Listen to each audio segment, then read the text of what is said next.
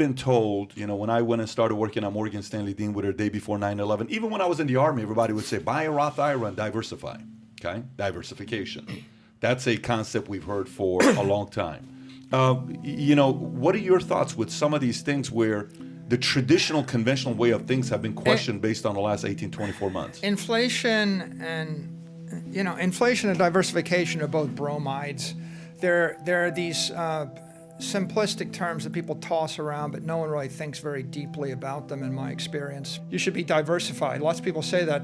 A lot of times the people that say that to you want you to give them your money, right? It's like I'm a hedge fund manager, and so I'm going to stand up and tell you need a broadly diversified portfolio of like international equities and domestic equities and like some of these commodities, and it changes all the time. It's very complicated. It's too complicated for you to figure out, so you just give me your money. I'm going to charge you a 2% fee, keep 20% of the upside, and I'm going to invest it in this hyper-complicated array, diversification of stuff, right? I'll give you a simple idea. Go buy Bitcoin. Don't give me anything. I don't want your money. I don't want the 2%. I don't want 20% of the upside. And Bitcoin is a diversified index of the entire world economy, and certainly the crypto economy as it comes to its senses. You can believe one thing or the other thing. You can imagine if you're in the business of managing people's money, the last thing you want to do is tell them the answer is just buy this one thing and hold it for 100 years. How do I make money off of that? Right? On the other hand, what's the problem with diversification? Well, first of all, the problem with diversification is selling the winner to buy the losers. And the second problem with diversification is you're not really diversified at all because everything you own is probably correlated to one currency, which is collapsing. If you own Apple stock in the year 2010, a mutual fund manager or a hedge fund manager would tell you he's going to diversify you because when Apple stock doubles, he's going to sell some of that so he can buy some HP or some Dell or some other IBM or some other computer company. And when Apple doubles again, he's going to sell some more to keep you diversified in the computer sector because he wouldn't want you to have too much exposure to Apple. The problem with that is that at one point, Apple became 150% of all the profit in the entire mobile phone industry. That is to say, the winner eats everybody. Not only does it eat everybody, everyone competing against Apple is losing money to compete against Apple. So you're selling the winner to buy the losers. You're going to sell Facebook to buy the newspapers. You're going to sell Google so that you can buy every company competing against Google. You're going to sell Amazon to buy the other retailers. Amazon won. Walmart almost kept up. 15,000 retailers lost. Right? And it should be pretty obvious why it is right now. When you have a dominant digital monopoly, the digital monopoly eats everything else, and Apple Computer is the most valuable company in the world because Apple Computer is literally the most valuable company in the world. They can ship a product to 1 billion people over the weekend for a nickel, and their competitors can't. So selling the winner to buy the loser is an awful strategy. The only people that made money in the stock market in the last decade were the people that owned FANG. They owned Apple, Amazon, Facebook, Google, Microsoft.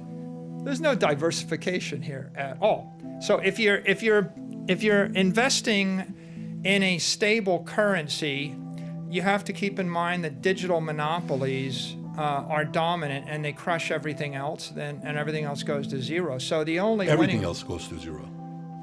Name another retailer you'd rather own than Amazon. What I'm saying is, if you're a conventional investor, the winners tend to crush the losers by far, and so diversification of selling the winner to buy the losers is not a good idea. Eventually what portion of the S&P return is attributable to 5 companies out of the 500? It's like 80% or something ridiculous like that, right? This whole idea of, well, the right thing to do is have a diversified portfolio is in and of itself just a prejudicial bias. It's like it's not even true sometimes. It would be true under certain circumstances, but just allowing people to put that in your head is ridiculous. For example, it might turn, if I knew that everything was going to zero except for one thing, if I knew that, right, then it doesn't make sense to have a diversified portfolio. And you have to actually think more deeply about the macroeconomics here. And the macroeconomics and the political and the social economic dynamics would determine what is your state space of potential choices. Like you're on the Titanic is sinking, you're going to die, and there's a one lifeboat, and you've got 10 people in your family. Okay, do you actually put one person in the lifeboat and the other 9 stay on the Titanic, or do you all get on the lifeboat?